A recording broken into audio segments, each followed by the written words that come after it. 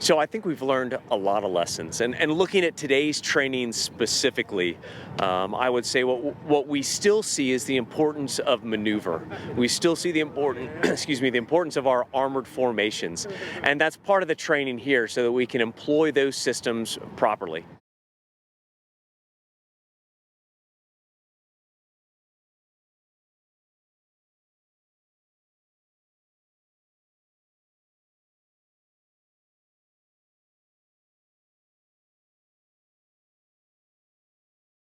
Eile USA kongress võttis vastu ka otsuse, et ilma kongressi loata Euroopas vägede arv terves Euroopas ei tohi langeda ameeriklastel madalamale kui 76 000 võitlejat.